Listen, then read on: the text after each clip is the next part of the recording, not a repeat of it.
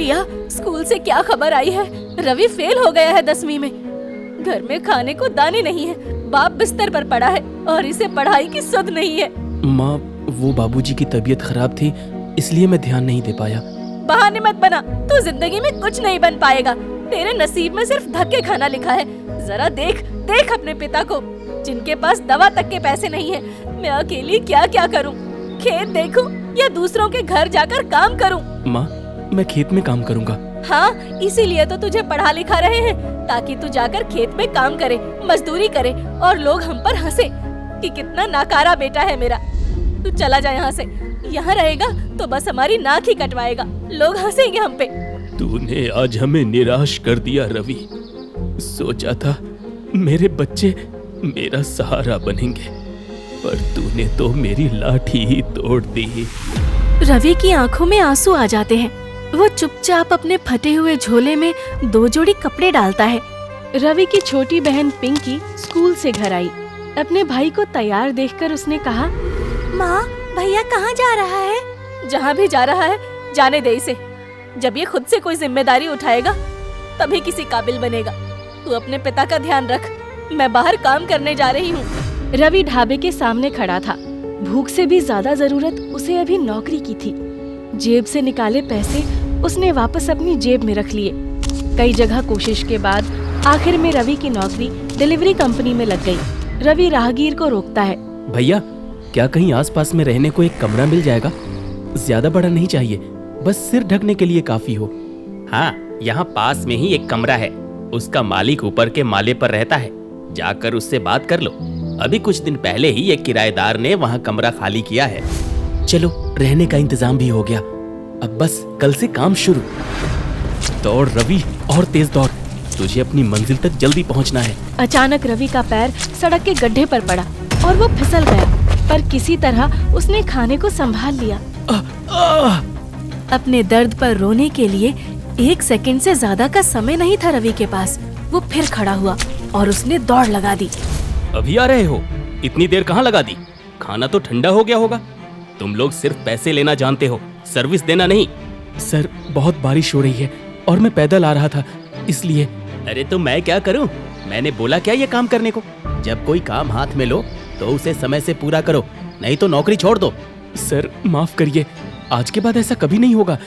और खाना अभी भी गर्म है, आप एक बार देख लीजिए। जाओ जाओ, अब सफाई मत दो। तुम्हें ऐसी रेटिंग दूंगा कि तुम्हारे होश ठिकाने आ जाएंगे। आगे से वक्त की कदर तुम्हें समझ आ जाएगी। तभी रवि को अपनी माँ सुमित्रा का फोन आता है। हाँ माँ। जन्मदिन की बहुत बहुत बधाई हो बेटा। धन्यवाद माँ। क्या हुआ बेटा, तुम्हारी आवाज इतनी भारी क्यों लग रही है? सब ठीक तो है ना? नहीं कह पाया, अपने जीवन के संघर्ष को वो अपनी माँ से साझा नहीं कर पाया। सब तो ठीक है। अच्छा, मैं रखता हूँ माँ, मुझे और भी जगह डिलीवरी के लिए जाना है। ठीक है बेटा। मैडम, ये आपका ऑर्डर। Thank you. सर, ये रहा आपका ऑर्डर, प्लीज रेट जरूर करें।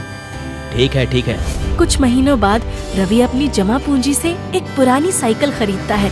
तभी अचानक एक तेज रफ्तार कार उसके सामने आ जाती है।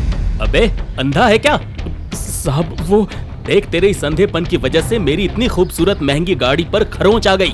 साहब, मेरी कोई गलती नहीं है, मैं तो सही रास्ते से ही जा रहा था। अच्छा, तो तू कहना क्या चाहता है कि मैं गलत रास्ते से जा रहा था? साले, एक तो गलती करता है, ऊपर से बहस करता है। रुक, तुझे अभी तेरी औकात दिखाता हूँ। कार मालिक रवि को एक जोरदार थप्पड़ जड़ देता है। लेकिन मेरी कोई गलती ही नहीं है। आपकी गलती की वजह से मेरी साइकिल टूट गई और आप मुझ पर हाथ उठा रहे हैं। तो अब तेरी 2 कौड़ी का साइकिल का हिसाब दूं मैं? तू पैसे निकाल। अरे हाँ, लेकिन तेरे पास कहाँ इतने पैसे होंगे कि तू इस महंगी गाड़ी के वाइपर तक का हिसाब भी कर सके? सच तो कह रहा है ये आदमी, मेरे पास इतने पैसे कहाँ हैं, और ऊपर से अगली डिलीवरी के लिए पहले ही बहुत देर हो चुकी है। मुझे जल्दी यहाँ से निकलना होगा। साहब, मुझे जाने दीजिए, मेरा काम रुक जाएगा साहब। अच्छा, काम रुक जाएगा? इसे कहते हैं औकात से बड़ी बातें करना। तो कोई बड़ा बिजनेसमैन है क्या? आसपास के लोग इस मामले को रफा दफा करने के लिए आगे आते हैं। मुझे माफ कर दीजिए साहब, मुझे जाने दीजिए। रवि अपने हालात से थक काम से 2 दिन की छुट्टी लेकर अपने गांव वापस आता है। बेटा, उस दिन मैंने तुझे बहुत बुरा भला कहा था, मुझे माफ कर दे। नहीं माँ, तुमने ठीक ही तो कहा था। मैं वाकई में कुछ नहीं कर सकता। लोग सही कहते हैं कि मैं सिर्फ औकात से बड़ी बातें करता हूँ, पर काम कुछ भी नहीं कर सकता। बेटा, अगर लोग तेरी औकात नाप रहे हैं तो तू उसे बड़ा बना। कुछ ऐसा करके दिखा कि लोग तेरे जैसा बनना चाहें। ये कहकर सुमित्रा अपने किचन की ओर बढ़ गई। जब वो वापस आई तो उसके हाथ में एक पोटली थी। ये लो बेटा, इसे बेचकर शहर में अपना कुछ काम शुरू करो। रवि अपनी माँ की बात सुनकर हैरान रह जाता है। नहीं नहीं माँ, ये तुम क्या कह रही हो? ये चेन तो तुमने और बाबूजी ने पिंकी की शादी के लिए बनवाया था। अगर भगवान ने चाहा तो ये फिर बन जाएगा। माँ, ऐसा है तो फिर तुम इसे बाबूजी के इलाज में क्यों नहीं इस्तेमाल करती? इसे बेचकर बाबूजी का इलाज कराओ ना। इससे तुम्हें उनकी दवाई के लिए दोगुना काम नहीं करना पड़ेगा। नहीं, इसे मैं अपने बीमारी के इलाज में कभी खर्च नहीं होने दूंगा। ये चेन मैंने बहुत अरमान से अपनी बिटिया के लिए बनवाया है, लेकिन एक बाप अपने बच्चों में फर्क नहीं कर सकता। आज तुझे इसकी ज्यादा जरूरत है बेटा, तू रख ले। ये मेरा है ना, तो फिर मैं ही तुमको दे रही हूँ भैया। अब तो नहीं मना करोगे ना भैया? अगर ये मैं ले लूंगा तो फिर हम पिंकी को क्या देंगे? अगर उसका ये भाई चाहेगा तो इससे भी अच्छी चेन अपनी बहन को तोहफे में देगा। रख लो भैया। मेरी बात नहीं मानोगे? अपनी बहन से प्यार नहीं है क्या? इतनी छोटी सी है और कैसी बड़ी बड़ी बातें कर रही है। मैं छोटी नहीं हूँ, अब मैं बड़ी हो गई हूँ। रवि ने चेन बेचकर एक नया कमरा लिया, जहां उसने विश्वास नाम से अपने क्लाउड किचन की शुरुआत की। शुरुआत में रवि को कोई ऑर्डर नहीं मिला, लेकिन उसकी किस्मत उससे ज्यादा दिन तक नाराज नहीं रही। रवि के फोन पर मैसेज आता है। आर्यन नाम के एक शख्स ने उसे ऑर्डर दिया था, शाही पनीर, नान, रायता और चटनी का। ऑर्डर मिलते ही उसकी खुशी का ठिकाना न था। जमाना रोक नहीं पाएगा रवि तेरी परवाज को। तू बस बुलंद कर अपनी मेहनत और आवाज को। ऑर्डर मिलते ही रवि जल्दी से खाना बनाने में जुट गया। आर्यन एक यूट्यूबर था। तो हेलो एंड वेलकम गाइस, स्वागत है आपका मेरे चैनल बिग फूडी में। आज हम बना रहे हैं देसी खाना का एपिसोड 2। ये खाना हमने मंगवाया है विश्वास क्लाउड किचन से। शाही पनीर, नान, रायता और ये खास तरीके की चटनी। तो चलिए टेस्ट करके देखते हैं ये कैसा होगा। आर्यन ने जैसे ही रवि के हाथ का खाना चखा तो उसे अपनी माँ के हाथ के खाने की याद आ गई। दोस्तों, आज मैंने छोटे से क्लाउड किचन से खाना मंगवाया। यकीन मानिए, इसमें वो स्वाद है जो घर से दूर रहने वाले लोगों को अपने माँ के हाथ के खाने की कमी नहीं महसूस होने देगा। अगर आप भी मिस कर रहे हैं घर जैसा स्वाद, तो फिर इस क्लाउड किचन से जरूर ऑर्डर करें। वाकई आज तो मजा ही आ गया। देखते ही देखते आर्यन का वो वीडियो पूरे सोशल मीडिया पर छा गया। याद रखना, हम सिर्फ खाना नहीं भेज रहे हैं, हम किसी की उम्मीद पूरी कर रहे हैं। मुझे पता है एक एक मिनट की क्या कीमत होती है। खाना और पैकिंग दोनों ऐसा हो कि खाने वाले को घर की याद आ जाए। कुछ ही वक्त में रवि का क्लाउड किचन पूरे शहर में मशहूर होने लगा। आसपास के लोगों ने ताने भी कसे। अच्छा, अब एक डिलीवरी बॉय बिजनेस चलाएगा। लेकिन रवि ने कभी हार नहीं मानी। हेलो माँ, हाँ पैसे भेज दिए हैं। अब बाबूजी के इलाज में कोई कमी नहीं रहनी चाहिए। और सुनो माँ, अब तुम्हें दूसरों के घर जाने की जरूरत नहीं है। अच्छा नहीं जाऊंगी। ये ले बेटा, तुम्हारी बहन भी कुछ कहना चाहती है। वाह भैया, अपनी बहन को भूल गए। मुझे तोहफे में क्या दोगे? वो मेरी सहेली है ना, उसके भैया ने उसको नई सैंडल खरीदी है। तुम भी हमको दिलाओगे ना भैया? ये सुन रवि की आंखें भर आती हैं।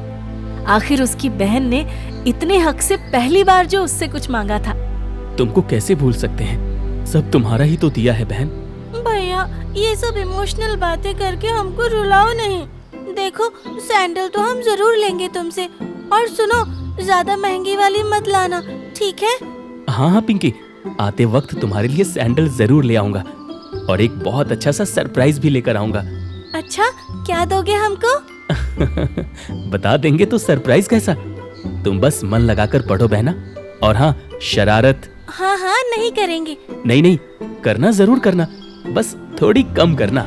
और अब बारी है इस शाम के सबसे खास अवार्ड की। ये अवार्ड उस शख्स को दिया जाता है जिसने जमीन से उठकर आसमान छुआ है, जिन्होंने एक छोटे से कमरे की रसोई को पूरे शहर की पसंद बना दिया।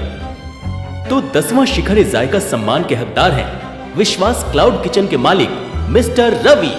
जैसे जैसे रवि के कदम माइक की तरफ बढ़ रहे थे, उसके अपने पुराने संघर्ष के दिनों की यादें एक चलचित्र की तरह उसकी आंखों के सामने से गुजर रही थी। नमस्कार। ये जो ट्रॉफी आप मेरे हाथ में देख रहे हैं, ये मेरे लिए बहुत खास है, क्योंकि इसमें मेरे और मेरे अपनों का संघर्ष है।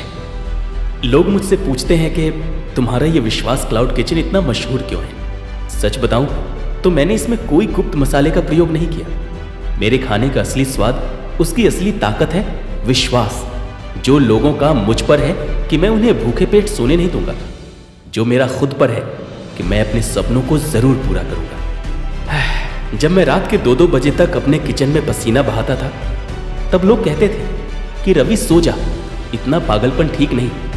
तब मैं सिर्फ मुस्कुरा देता था, क्योंकि किसी ने सच ही कहा है, सपने वो नहीं जो बंद आंखों से देखे जाए, सपने वो हैं जो आपको सोने ना दें। तो फिर जागिए और अपने सपने को पूरा करिए। अगली सुबह पिंकी अपनी आंखें बंद कर बड़ी बेसब्री से अपने भाई के तोहफे का इंतजार कर रही थी। बताओ ना भैया, क्या है? कब से आंखें बंद करके बैठे हैं हम, अब हम आंखें खोल देंगे। हाँ ठीक है, खोल दो।